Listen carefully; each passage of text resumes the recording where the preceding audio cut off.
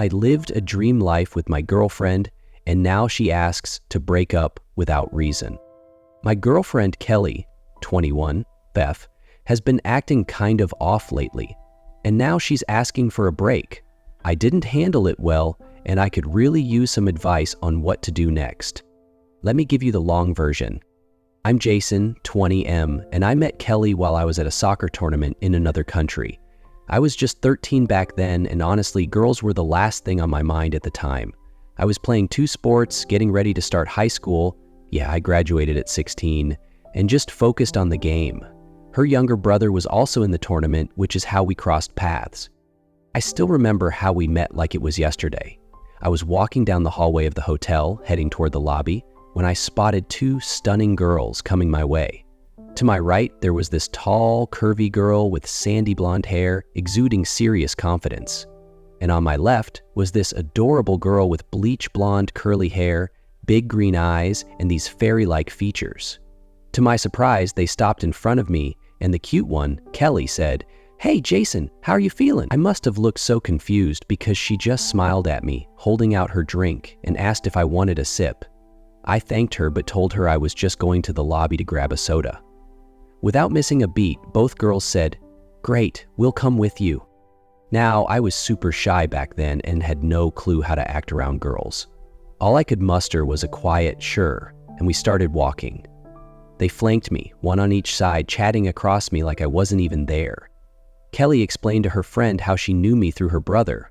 I vaguely remembered playing on the same team as her brother a few years earlier before I got moved up to an older age group. When we finally got to the lobby, it hit me what was happening. The place was packed with players from the tournament, and I could feel eyes on me. It seemed like everyone was staring, watching this tall, skinny kid walk in with 2 beautiful blondes by his side. It was surreal, but it gave me a serious boost of confidence. I headed to the hotel shop to grab my soda, and Kelly's friend Megan spotted someone she knew. She gave me a quick, "Nice to meet you, Jason," and walked off, leaving me alone with Kelly. Kelly stuck close by as I made my purchase, and then she asked if we could sit on one of the lobby couches to finish our drinks. I agreed, and we spent the next couple of hours talking. We flirted a bit, well, as much as you can at 13, and talked about everything from family to friends. Eventually, I walked her to her room where she was staying with her parents and brother before heading back to mine. That night, I couldn't sleep a wink because I couldn't stop thinking about her. After the tournament, I called her the day I got home with a little push from my mom, and we officially started dating a few weeks later. It's been 7 years since. From where I'm standing, our relationship has been perfect. We've supported each other through everything. Kelly was my first everything, and I was hers. She was a figure skater, and when she wrecked her knee so badly she needed surgery, I was right there by her side. She never had any illusions of going pro, but it still devastated her. I, on the other hand, was chasing a dream. I ended up playing semi-pro hockey, but never made it to the big leagues. For 3 years, we made our long-distance relationship work, while she went to school and earned her nursing certificate, and I pursued hockey. Eventually, I came back, started university, and my scholarships covered everything. I thought we had it all. She was working, I was focused on school, and we spent every other moment together, already talking about our future. And then, last weekend happened. We decided to go to a football game at my university with a couple of my high school friends, Ryan and Derek. We weren't super close, but we had kept in touch over the years. Before the game, we met up for drinks, reminisced about old times, and had some good laughs. During the game, we had a few hidden drinks, and that's when I noticed Kelly getting pretty tipsy. She seemed super into whatever Ryan was saying, and was also keeping Derek's attention. I tried to join the conversation a few times, but it was like she either couldn't hear me over the crowd or just wasn't interested. After the game, things really started to feel off. Kelly started walking with me, but quickly sped up to walk and chat with Ryan. Then Derek joined in on the other side, leaving me trailing behind while they laughed and teased each other like I wasn't even there. When we got to Derek's car, he was the designated driver. Kelly and Ryan got in the back seat together. Now, I'm a big guy, 6'5" and 220 pounds, so I usually get the front seat by default. That wasn't the issue, but what bothered me was how Kelly and Ryan kept joking around in the back, with her egging him on as he mooning people from the window. They were in their own little world, laughing and goofing off, completely leaving me out of the conversation. To say I was pissed would be an understatement. We dropped Ryan off first, and he kept goofing around in the back seat until I just looked him dead in the eye and said, "Get out, I'd like to get home tonight." Kelly shot me a sharp glance at that point. Next, we dropped Kelly off. I walked her drunk self to her parents' front door, gave her a half-hearted kiss, and told her to drink some water and I'd call her tomorrow. On the way to my place, I looked at Derek and asked if everything seemed weird to him. He shrugged it off and said, "Nah, Kelly's always been friendly, plus she clearly had too much to drink." Then he added, "She only has eyes for you, dude." When I got home, I downed a liter of water and passed out. The next morning, I woke up, texted Kelly, "Good morning, beautiful," went on my usual morning run, and then headed to school.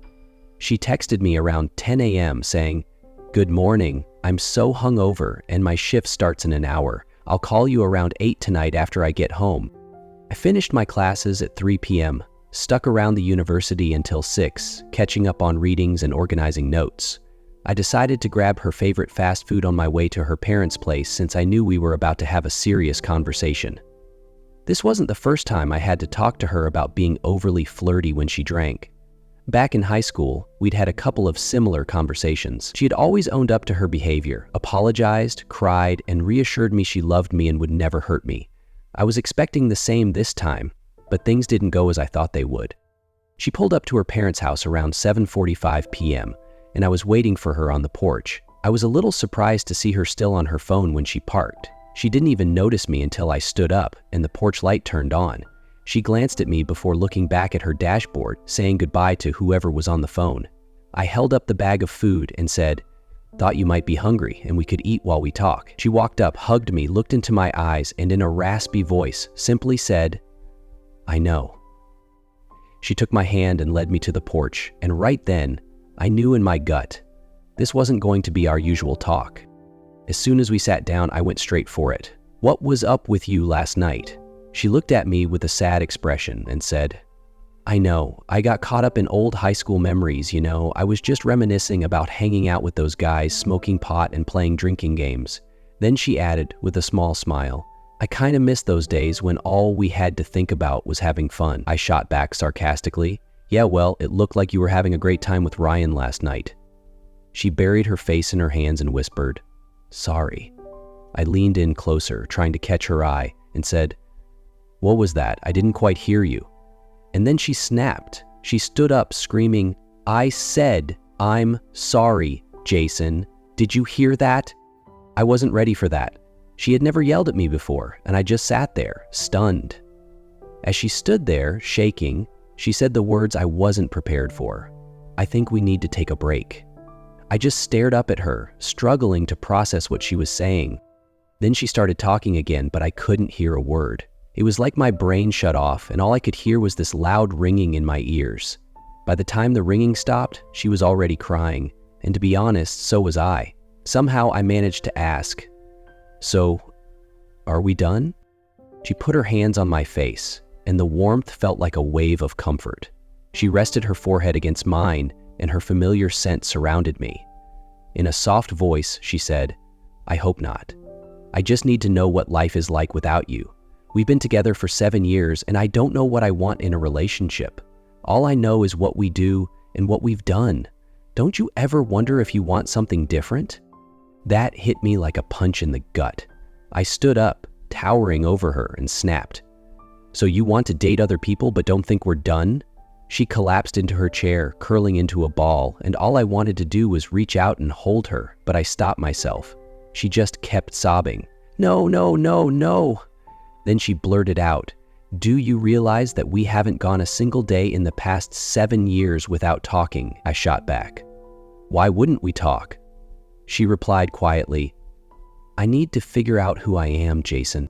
She continued, "I'm asking for space. I need 3 months of no contact. 3 months to make my own decisions without asking your thoughts or opinions. I know this is going to hurt us both, but I love you so much that I think we'll be stronger if we know who we are as individuals. Let's take a break until December 15th. After that, we can start planning to move in together next year." I stared at her, watching her tremble in her little ball, and said, "Your plan only works if we stay loyal to each other. She looked up at me, confused, and said, "I don't understand." "Have you ever felt like I don't listen to you?" I asked.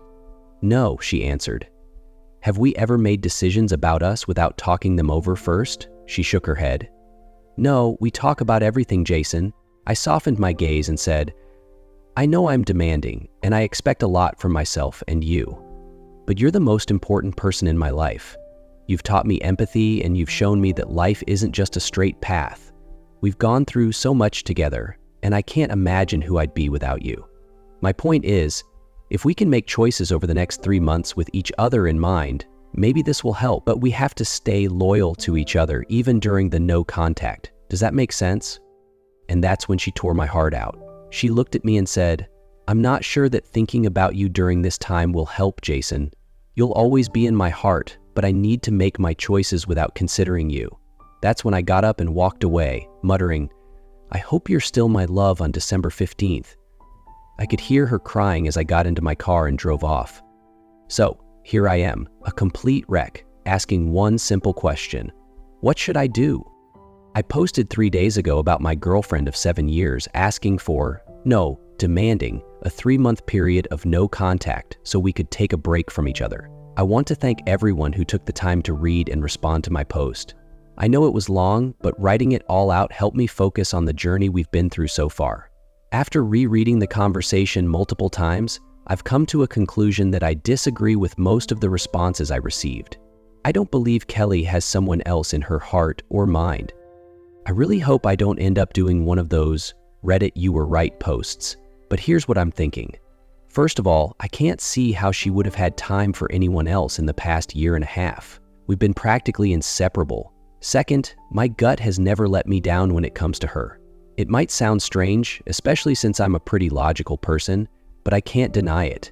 The best example I can give is from when I left to play hockey. We'd talk on the phone every night, and she was always upbeat, giving me pep talks and making me laugh. But after a couple of weeks, I started getting these intense stomach cramps after our calls. At first, I thought it was just stress.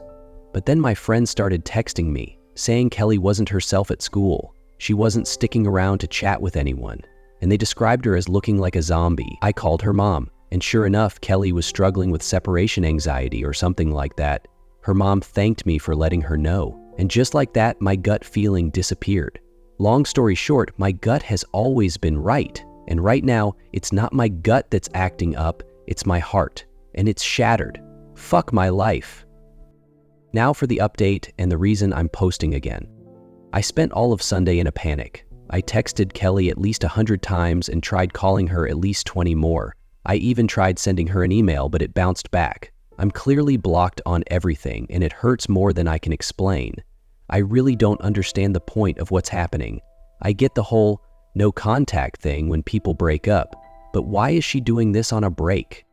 When I replay our conversation in my head, it's her saying she needs to find herself that sticks out the most. She wants to be sure she's making her own choices and not just going along with what I want. Honestly, I kinda get that.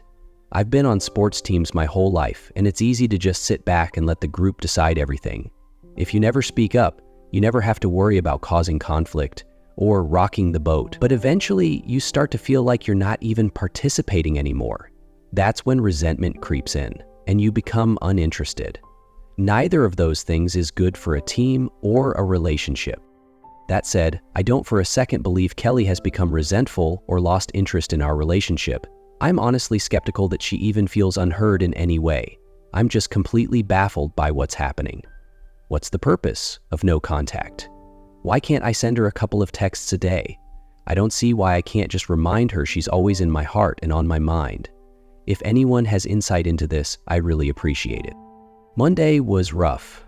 I skipped school. I couldn't get out of bed. My whole body felt sick, and I couldn't stop shaking. I have 2 younger brothers, and they both approached me after they got home from school. Apparently, Kelly has a Facebook account that they follow. They noticed how messed up I was and saw some strange memes on her page, so they messaged her, asking if she was okay. She replied that she was fine but told them to check on me. She also said she loved them but wouldn't be available to chat for a while. That was the first time my brothers had ever seen me break down in front of them. Now it's Tuesday morning, and I'm starting to feel a bit more functional. I'm going to try to power through my classes today, but it's pretty obvious that word is getting around. I've been getting a steady stream of texts from friends, family, and acquaintances. Most of them are asking how I'm doing, which feels like pity, suggesting we grab a beer or a bite to eat, which feels like they're just looking for gossip, or flat out asking if Kelly and I broke up. I'm not ready to deal with all of this right now. I need a few days before I respond to anyone. So, here I am, still trying to figure this out. If a break isn't about dating other people or finding yourself, then what is it about? I've had a fleeting thought that maybe it's about learning to love yourself before you can love someone else. Is that even a possibility? Any thoughts or advice would really help right now. I mentioned on Tuesday that word about my relationship was spreading fast. It's crazy how quickly people learn your business these days. I couldn't deal with the constant questions, so I turned my phone off and left it by my bed. Honestly, it felt pointless to keep it on since its main purpose, talking to Kelly, was gone. Yeah, sad thoughts suck. Wednesday morning was better. I actually managed to sleep and I had enough energy to do some push-ups and squats before heading to school. I didn't hang around after class and was back home by 3. No sooner had I gotten home than 3 of my friends showed up. I offered them coffee, but instead they grabbed me and dragged me out of the house. One of them grabbed my golf clubs that were sitting by the side of the house, and off we went. Clearly my family and friends were working together on this. I had to laugh. There's a group of 6 of us who've been playing hockey together since we were 10. We traveled together, ate together, worked out together, and were basically inseparable for 10 months out of every year. They're like brothers to me. Even when a few of us were chasing our dreams in different cities, we stayed in touch. The 3 who picked me up were Aaron, Alex, and Andy. Yep, all our names start with A. The other 2, Warren and Trevor, live and work in other cities now. So, that's where I'm at. If anyone has insight into what this break is really about, I'd love to hear your thoughts. The guys gave me a hard time about not answering my phone, but I just told them the constant stream of stupid texts was getting overwhelming. They got it and let it slide. The rest of the afternoon and evening was filled with laughter, jokes, and some friendly competition on the golf course. I steered clear of alcohol. I've learned that it only makes a bad mood worse. The elephant in the room was never brought up, which was honestly a relief. After the round, we hit up the clubhouse and I finally had my first proper meal since Saturday. By the time they dropped me off around 10, I felt so much better. Everyone needs friends like that in their life. Thursday started on a good note. I went for my first run in a while and had a decent day at school, though I lost focus a bit by the end. When I got home, I made the mistake of scrolling through my phone. I wish I hadn't, but now here we are. I'd appreciate some advice on how to deal with these responses. I've already responded to the positive messages. Kelly's brother, Dan, reached out, thanking me for being a big part of their family for the last 7 years. He's a smart guy, studying at an Ivy League school out east, and he expressed hope that Kelly and I would work through whatever is going on. His message really meant a lot. My oldest friend, William, also sent a nice message about moving forward. He's currently on tour with his band, but will be back in town next month, and I'm looking forward to catching up with him. Then there were a bunch of well-wishers, and I replied with a simple thanks. But this is where things get weird, and I could use some help. It feels like some people only remembered I exist because they heard I was going through a rough time. I've got a Facebook and Instagram account, though I rarely use either. Kelly and I set them up in high school, connected with friends, and then realized social media wasn't really our thing. I didn't even know she still used hers until my brothers showed me earlier this week. I checked, and sure enough, Kelly had blocked me. But the messages I've been receiving have really thrown me for a loop. One batch was some variation of, "Hey, heard you're single, hit me up if you're interested." Then there was another group. "Hey, I heard you and Kelly broke up. Mind if I reach out to her?" At least these people had the decency to ask, but still, geez. The rest were more like, "How's it going? Are you and Kelly still together?" Or, "What happened? It's only been 5 days. Effin' vultures." Thankfully, I also received messages from extended family and former teammates just checking in and offering support, so it wasn't all bad. But here's where I'm stuck. Clearly, my wider circle of contacts is talking, making assumptions, and seems way too interested in what's happening between Kelly and me. I can either stay silent and let the rumors swirl, or I can put out a message to try and calm things down. The problem is, anything I come up with sounds, well, kinda weak. Like, what am I supposed to say? Kelly and I are taking a break to figure things out? What does that even mean? And I'm pretty sure something like that would only stir the pot even more. If anyone has advice on how to handle this, I'd really appreciate it.